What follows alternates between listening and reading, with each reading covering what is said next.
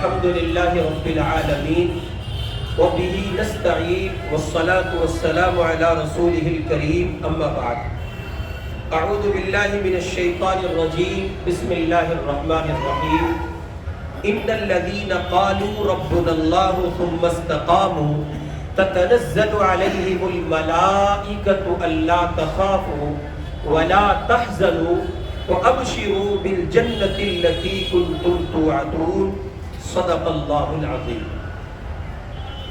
بزرگان محترم، ایمان والے بھائیوں، عزیز نوجوان دوستوں، استقامت کے معنی جمنے کے، استقامت فی الدین، دین پر جمنا، دین محمد پر جمنا، حالات کیسے بھی ہو، خوشگوار ہو یا ناخوش، مثبت ہو یا منفی، بنے ہو یا بگڑے، حالات کیسے بھی ہو، ایک مومن سے یہ مطالبہ ہے اللہ رب العزت والجلال کے یہاں سے کہ بندہ اقرار کے بعد جمع رہے۔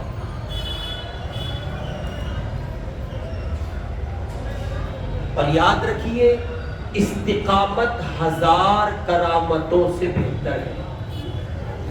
کسی عمل پر مداومت، استقامت، جمنا ہزار کرامتوں سے بہتر ہے۔ شیخ جنید بغدادی رحمۃ اللہ علیہ کی خدمت میں ایک شخص نے 10 سال گزارے۔ کتنے سال؟ 10 سال کے بعد اس نے رخصتی چاہی، اجازت چاہی کہ میں جاتا ہوں، مجھے آپ اجازت مرحمت فرما دیں۔ شیخ بغدادی علیہ الرحمہ نے اس سے کہا کیا بات، سب خیر ہے، کیوں جا رہے ہو؟ تو اس نے جو ریزنز بیان کیے ان میں ایک ریزن یہ تھا کہ میں جب یہاں آیا تھا تو یہ سن کر آیا تھا کہ آپ بہت بڑے اللہ والے ہیں، لیکن یہاں تو کچھ نہیں نکلا۔ نہ میں نے آپ کی کوئی کرامت دیکھی، نہ میں نے تھوڑے سالن کو زیادہ ہوتا ہوا دیکھا، نہ میں نے دیگ میں برکت ہوتی دیکھی، نہ کسی کا کام بنتے دیکھا، اور بس یوں ہی چل رہا ہے جیسے اور لوگ ہوتے ہیں، علماء صلحاء بزرگ، تو ویسے ہی آپ کی خاص فرق مجھے نظر نہیں آتا۔ حضرت رحمت اللہ علیہ نے اس سے کہا تم نے یہاں کتنے سال گزارے؟ توجہ ہے آپ کی؟ تم نے یہاں کتنے سال گزارے؟ اس نے کہا میں یہاں 10 سال رہا۔ حضرت نے فرمایا تم نے 10 سال میں جنید کا کوئی عمل خلاف سنت دیکھا؟ اب اس نے اپنے ذہن کو دوڑایا، پوری ریل کو واپس کیا، 10 سال کی جو سی ڈی تھی اس نے اس کو دیکھا، یہ ذہن کی دنیا میں آدمی ہزاروں لاکھوں میل کا سفر منٹوں میں کرتا ہے۔ چنانچہ اس نے بہت غور و فکر کے بعد کہا کہ حضرت یہ بات تو طے ہے کہ میں نے پچھلے 10 سالوں میں آپ کا کوئی عمل خلاف سنت نہیں دیکھا۔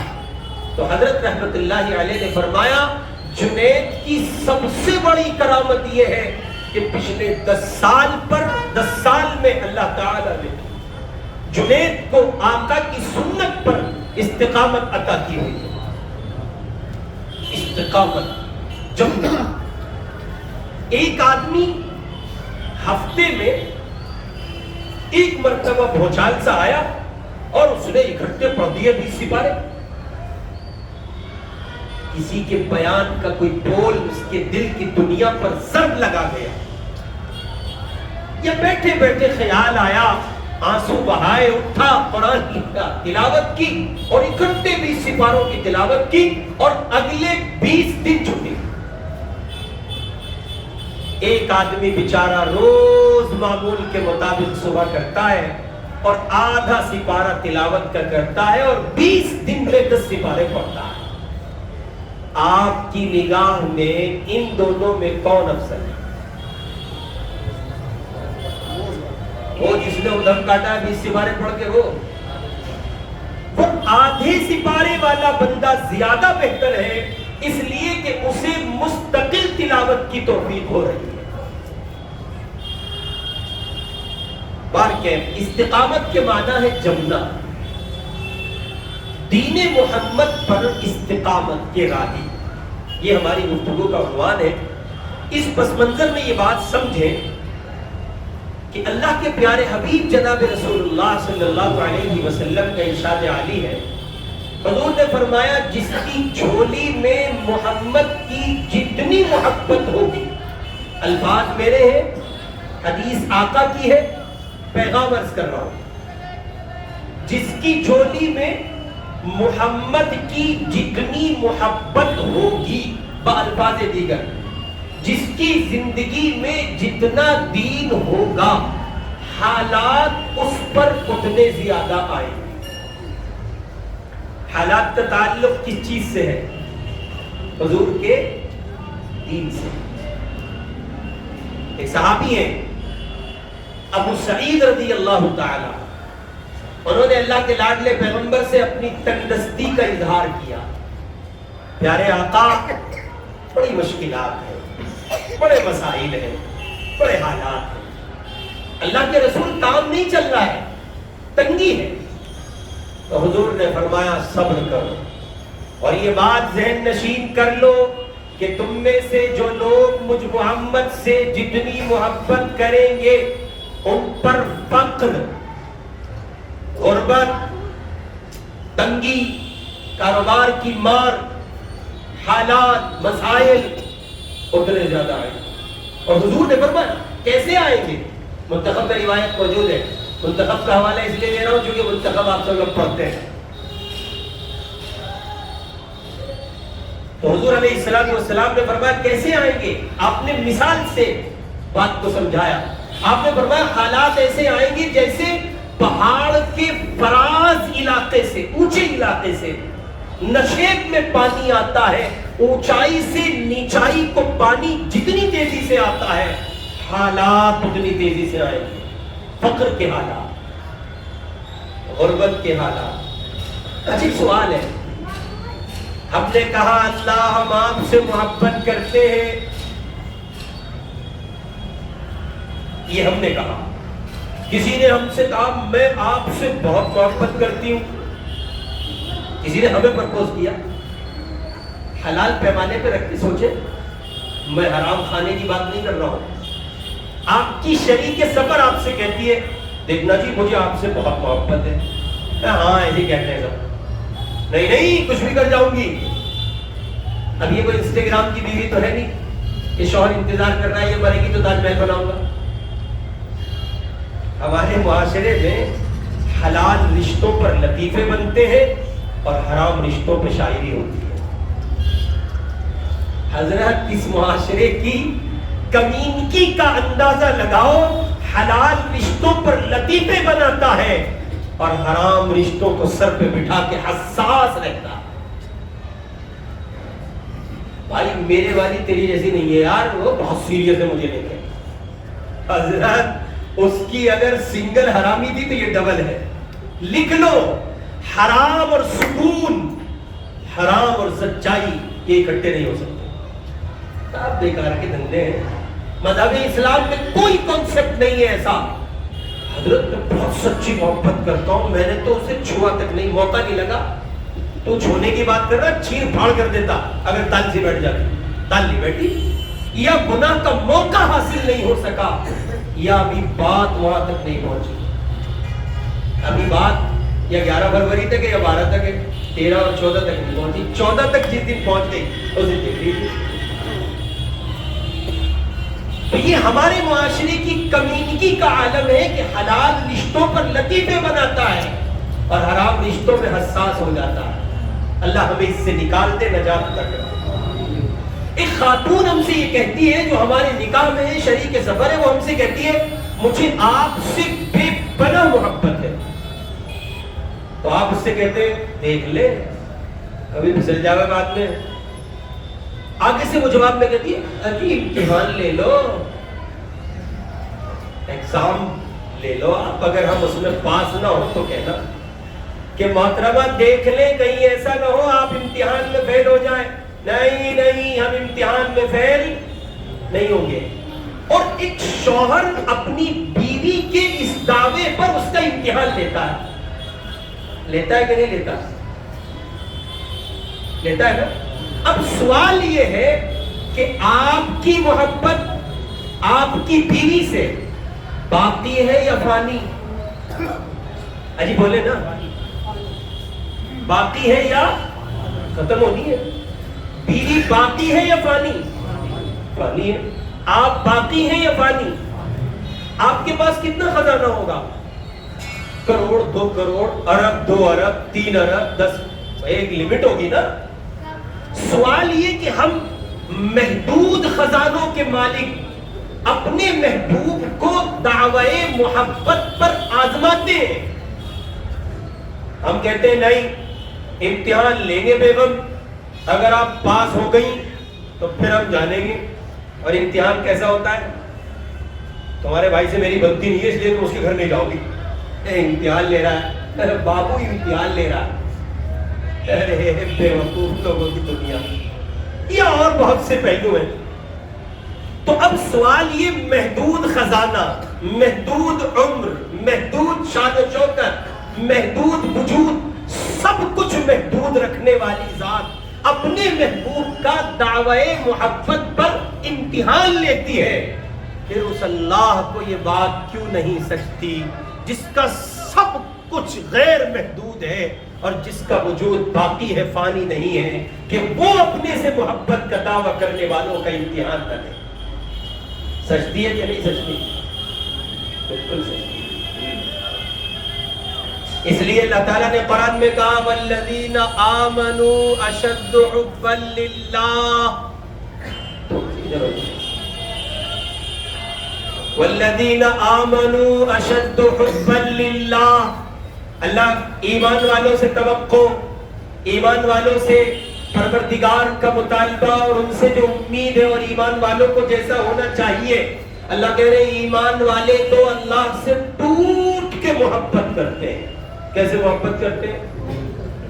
تو پروردگار ایمان والوں کو جس خانے میں دیکھنا چاہتا ہے اسی خانے میں امتحان لے گا، اسی خانے میں امتحان لے گا. اور حضور نے فرمایا الاقرب فالاقرب، جس کا تعلق جتنا مضبوط ہوگا اس کا امتحان اسی لحاظ سے ہوگا. چنانچہ امتحان سب سے پہلے اس زمین پر اللہ کی محبت میں سب سے کڑا اور سخت امتحان کس کا؟ حضرات انبیاء علیہ السلام. اور ان کے بعد ان کے متبعین، اور اخیر میں آمنہ کے چاند کا امتحان ہوا، اور ان کے بعد ان کے اصحاب کا امتحان ہوا. لقد كان لكم في رسول الله اسوة حسنة. حضور پاک کی زندگی ہمارے لیے نمونہ ہے. اصحابی کالنجوم، محمد کے صحابہ ستاروں کی مانند. بأيهم اقتديتم اهتديتم، جس کے پیچھے چلو گے راستہ پا جاؤ گے. اب جب یہ کانسیپٹ طے کر دیا گیا کہ حضور کی زندگی تمہارے لیے نمونہ ہے اور حضور کے صحابہ تمہارے لیے آئیڈیل ہیں، ان کو مشعل راہ بنانا ہے، تو اب یہ طے ہو چکا کہ آپ ان کو دیکھیں اور دین پر جم جائیں. کن کو دیکھیں؟ صحابہ کو. آج امت جن مسائل سے گزر رہی ہے وہ مسائل اتنی زیادہ اہمیت کے حامل نہیں ہے جتنی زیادہ اہمیت کا حامل یہ مسئلہ ہے کہ امت کو استقامت کے ساتھ دین محمد پر جم جانا چاہیے. اس لیے کہ یہ دور وہ ہے جس میں میرے آقا نے کہا، اللہ کے لاڈلے پیغمبر کا ارشاد ہے، ایک زمانہ میری امت پر آئے گا، مومنین صبح کریں گے ایمان کی حالت میں اور شام ہوتے ہوتے کفر میں چلے جائیں گے. اللہ میری آپ کی سب کی حفاظت کرے. حضور نے فرمایا ان کی شام ہوگی ایمان کی حالت میں اور صبح ہوتے ہوتے.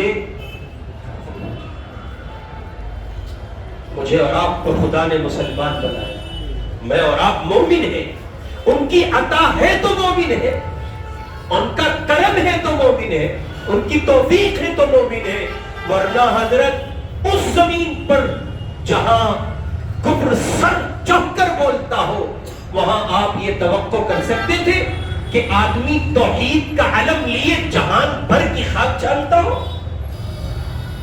یہ تو صدقہ ہے محمد کے ان دیوانوں کا جو دیوانے اپنی زمین چھوڑ کر سمندروں کی مسافتیں طے کرتے ہوئے اس زمین پر پہنچے اور انہوں نے لازم سمجھا کہ حضور پاک صلی اللہ علیہ وسلم کے دین کو چہار دانگ عالم میں پہنچانا ہے۔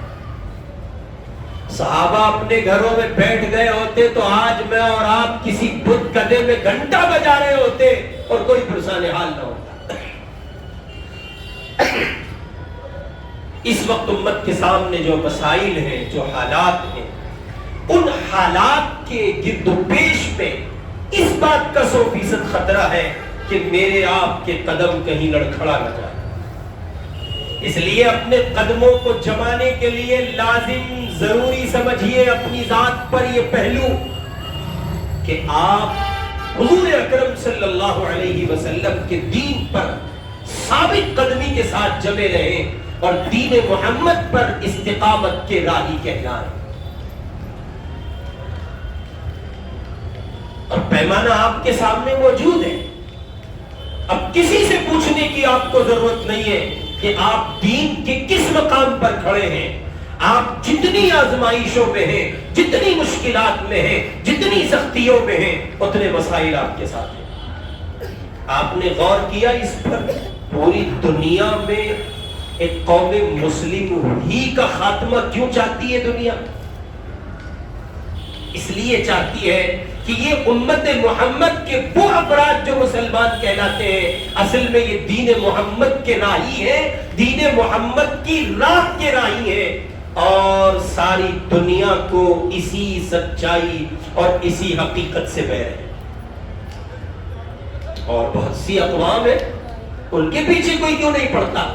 اس لیے نہیں پڑھتے جو کہ باطل جانتا ہے یہ دین حق ہے، یہ دین صادق ہے، اسی دین کو غلبہ ملنا ہے۔ اگر یہ دین یوں ہی پھیلتا پھلتا رہا تو نتیجے میں کفر کا قلعہ تباہ ہو جائے۔ اس لیے میرے نوجوان دوستو، آپ کے سامنے یہ مسئلہ نہیں ہے کہ دنیا جہان کی طاقتیں ہیں اور دنیا جہان کی قومیں ہیں۔ آپ کے سامنے بنیادی مسئلہ یہ ہے کہ آپ اپنے دین پر استقامت کے ساتھ کیسے رہیں۔ آپ کو جمنا ہے اپنے دین پر۔ اگر آپ دین کے اعمال پر، دینی نقل و حرکت پر استقامت کے ساتھ نہیں ہیں اور اس کے راہی آپ نہیں ہیں تو پھر آپ سمجھ لیجئے کہ آپ کے ایمان میں حد درجے ضعف ہے۔ چنانچہ حضور پاک صلی اللہ علیہ وسلم نے اپنے اصحاب کو، اپنے دیوانوں کو اس پر تیار کیا۔ اور کیسے تیار ہوئے صحابہ؟ کمال تیار ہوئے صحابہ اکرام، ایسے جمے۔ چنانچہ اس سلسلے میں قرآن دیکھیں، اللہ تعالیٰ کہہ رہے ہیں ان الذین قالوا ربنا اللہ، واقعی جن لوگوں نے کہا ہمارا پروردگار اللہ ہے، ثم استقاموا، پھر اس پر جمے رہے، پھر اس پر جمے رہے۔ تو دنیا میں ان کے لیے حالات ہیں جیسے اصحاب کہف پر تھے، حالات تھے۔ یہی تو کہا تھا انہوں نے، ربنا رب السماوات والارض، ہم تجھے کیسے رب مان سکتے ہیں؟ بھئی ہمارا رب وہ ہے جو زمین و آسمان کا رب ہے۔ آج کا کفر کیا چاہتا ہے؟ وہ یہی تو چاہتا ہے اپنا ایمان ہمارے حوالے کر۔ یہ جو آپ کہتے ہیں نا کہ آپ کا پالنہار اللہ ہے، سارا مسئلہ یہی سے کھڑا ہوتا ہے۔ چونکہ یہ کہنے کے بعد آپ ایک جدا شخصیت کے مالک ہیں۔ جب آپ یہ کہتے ہیں کہ خدا وہ ہے جو زمین کا، آسمان کا اور جہان کا خدا ہے، تب کفر آپ کے مد مقابل آ جاتا ہے۔ آج آپ بات مان لیجئے، کوئی مسئلہ نہیں ہے، کفر کو کوئی مسئلہ نہیں ہے۔ آج آپ کہہ دیجئے نہیں ہم بھی آپ کی طرح ہیں، اللہ میری آپ کی سب کی حفاظت فرما دے۔ اللہ کہہ رہے ثم استقاموا، پھر وہ اسی پر قائم رہے، تتنزل علیہم الملائکہ، تو ان کے پاس فرشتے یہ کہتے ہوئے آتے ہیں اللہ تخافوا ولا تحزنوا، اللہ تخافوا ولا تحزنوا، تم کچھ بھی اندیشہ اور غم نہ کرو، وَأَبْشِرُوا، بلکہ اس جنت کی بشارت سن لو، بِالْجَنَّةِ الَّتِي كُنْتُمْ تُوعَدُونَ، اس جنت کی بشارت سن لو جس جنت کا تم سے وعدہ کیا گیا۔ اب سوال یہ کہ اس جنت کا کچھ ایگزامپل یہاں بھی تو دکھاؤ، موجود ہے؟ حضرت بھلا ہو ان ڈیجیٹل دنیا والوں کا، انہوں نے بہت سارے کام بہت سیدھے کر دیے۔ اگر یہ ڈیجیٹل دنیا اتنی زیادہ نہ پھیلتی تو آج جو فلسطین کی سرزمین پر 14 صدی پہلے کے نقوش دیکھنے کو مل رہے ہیں، اللہ کی قسم یقین کرنا مشکل ہو جاتا۔ بالکل وہی منظرنامہ ہم سنتے تھے، آپ نے سنا ہوگا، ہم سب نے مل کر سنا اور پڑھا ہے کہ ایک صحابی رسول کہتے ہیں میں نماز کی نیت باندھ لیتا ہوں، اس وقت میرے تیر نکالنا، نماز اور قرآن کی لذت مجھے اس تکلیف سے آزاد کر دے گی۔ پڑھا صحابہ کے حالات نے پڑھا، سیم منظرنامہ فلسطین کی سرزمین پر پیش آیا۔ ہاسپٹل میں ایک بچے کو لایا گیا، اس کا آپریشن کرنا تھا، ڈاکٹر نے کہا آپریٹ کرنے کے لیے سن کرنے والی دوائیاں موجود نہیں ہیں، بے ہوشی کے انجیکشن کی دوائیاں موجود نہیں ہیں۔ بچے تک جب یہ بات پہنچی تو ایک معصوم بچہ پکار رہا ہے، 14 صدی پہلے کے نقوش ہیں اور آج کی فلسطین کی سرزمین ہے، آج کا بچہ 14 صدی پہلے کا نقشہ دکھا رہا ہے۔ وہ کہتا ہے ڈاکٹر آپ آپریشن کیجئے، میں قرآن پڑھوں گا، میں قرآن پڑھوں گا تو مجھے درد نہیں ہوگا۔ اگر یہ ڈیجیٹل دنیا نہ ہوتی تو آپ تک یہ نہیں پہنچ سکتا تھا۔ ویڈیو موجود ہے، ایسا نہیں ہے کہ صرف پرنٹ میڈیا میں نہیں، اس بندے کی لائیو ریکارڈڈ یہ بات موجود ہے، وہ اپنی زبان سے کہہ رہا ہے۔ مطلب یہ وہی دیوانے ہیں جیسے حضور کے اصحاب کو سمجھ آ گیا تھا ثم استقاموا تتنزل علیہم الملائکہ، فرشتے آتے ہیں۔ ہمارے لیے تو ایک خیال ہے، ہمارے لیے تو ایک بشارت ہے، ہمارے لیے تو ایک وعدہ ہے، گو کہ ہمارا یقین اس پر کامل ہے انشاءاللہ اور رہے گا، یہ اپنی جگہ ہے، لیکن ہمارے سامنے ایگزامپل کی دنیا نہیں ہے۔ جاؤ فلسطین کی سرزمین پر دیکھو، ایگزامپل کی دنیا موجود ہے۔ ایک شخص کھڑے ہو کر ویڈیو ریکارڈ کرتا ہے اور یہ کہتا ہے غزہ کی سرزمین لاشوں سے بھری پڑی ہے، لیکن تم یہ مت سمجھنا کہ یہاں بدبو اٹھ رہی ہوگی، میں یہاں مشک کی خوشبو محسوس کر رہا ہوں۔ یہ 14 صدی پہلے کے حالات ہیں، آج 1400 سال کے بعد اس کا عملی نمونہ آپ زمین پر دیکھتے ہیں۔ آخر کیسے؟ یہ ڈیجیٹل والوں نے بنائی تو اس لیے تھی اسلام کا قلعہ کما کریں گے، لیکن یہ ہتھیار ان کا انہی پہ بھاری پڑ گیا۔ یہ ہتھیار ان کا انہوں نے بنائی تھی اس لیے کہ صاحب مسلمانوں کی تباہی کے مناظر کیمرے میں قید کریں گے اور دنیا میں پھیلائیں گے، گوگل کا حصہ بنائیں گے تو شیخ گوگل سارے میں دکھائیں گے۔ وہ بھول گئے کہ رات کے 8 بجے فلسطین کی سرزمین پر حماس کے ترجمان ابو عبیدہ کا جب خطاب ہوگا تو سارے غم بھول جائیں۔ کیا دیوانہ ہے صاحب، کیا بشارتیں سناتا ہے، کیا جنت سامنے لا کے پیش کر دیتا ہے۔ ایک جملے میں ماں اپنے شہید بیٹے کو بھول جاتی ہے، ایک جملے میں بہن اپنے شہید بھائی کو بھول جاتی ہے، ایک جملے میں سسکتے بلکتے تڑپتے معصوم بچے اپنے گھر کے گرنے کو، ملبے کا ڈھیر بن جانے کو بھول جاتے ہیں، اور مائیں جملہ کہتی ہیں اللہ اکبر۔ کل کی تازہ ویڈیو ریکارڈ ہوئی اور پھر وہ منظر عام پر آئی، میں نے بھی سنی، آپ نے بھی سنی۔ ایک ماں کہہ رہی ہے سن لے یہود اس بات کو کان کھول کر، وہ یہ سمجھتا ہے کہ اس نے غزہ کو اجاڑ دیا، نہیں، ہرگز نہیں۔ ہم پھر مکان بنائیں گے، ہم پھر مکان بنائیں گے، پھر تعمیر کریں گے۔ اگلا جملہ تو کمال کہا اس خاتون نے، اللہ اس بہن کو سلامت رکھے۔ اس نے کہا ہم، وہ سمجھتا ہے اس نے ہمارے بچے مار دیے، نہیں، ہم پھر سے اپنی کوکھ میں اولادوں کو پالیں گے، اور اس لیے پالیں گے تاکہ وہ اقصی کے لیے پھر شہید ہو جائے۔ مصطفیٰ کی سنت زندہ ہو رہی ہے۔ ادھر حضور کہتے تھے میرا جی یہ چاہتا ہے میں پھر شہید کی، میں زندہ کیا جاؤں، پھر شہید کیا جاؤں، پھر زندہ۔ ارے آپ غور کریں، 14 صدی پہلے کے مناظر ہیں، قصے تھے، عبارتیں تھیں، کتابیں تھیں، لکھا ہوا تھا، پریکٹیکل نہیں ملتا تھا۔ اللہ نے فلسطین کی سرزمین پر پریکٹیکل دکھایا اور دنیا جہان کے مسلمانوں کو پیغام دیا، دیکھو اگر یہ تڑپتے ہوئے معصوم بچے گھر کے ملبے کے ڈھیر ہو جانے پر یہ کہہ سکتے ہیں ہم پھر سے تعمیر کریں گے اور اقصی کے محافظ بنیں گے، تو تم ذرا سمجھو تم پر یہ حالات نہیں ہے، تمہیں دین پر کتنا جمنا ہے۔ ابھی میں نے پچھلے دن ایک ویڈیو دیکھی، وہ ایک ساتھی تھا کوئی بیچارہ، وہ کہہ رہا ہے جی وہ ہمیں مار رہے تھے اور وہ یہ کہہ رہے تھے کہ تم یہ نعرہ لگاؤ، تو اس کی زبان سے میں نے سنا وہ یہ کہہ رہا تھا کہ بھائی مارو مت ہم سے، تو یہ نعرہ یوں ہی لگوا لو۔ نہیں، یہاں مت آنا، یہ بہت نچلی سطح ہے، مانگنا بھی مت، خدا سے یہی کہنا ٹکڑے ٹکڑے ہو جائیں لیکن کفر زبان پر نہ۔ یہ استقامت، یہ جماؤ، یہ ایمان مانگنے کا ہے، مر جانا، سمجھوتا نہ کرنا۔ اگر مر گئے سمجھوتا نہ کیا تو قسم رب کعبہ کی، وہ بلال حبشی کھڑے ہیں، اگر اپنے سر کی آنکھ سے دیکھ سکتے ہو تو دیکھ لو، محمد کا غلام بلال کھڑا ہے استقبال کرنے کے لیے۔ ادھر تمہاری روح پرواز نہیں کرے گی، بلال کا چہرہ تمہاری نگاہوں کے سامنے ہوگا۔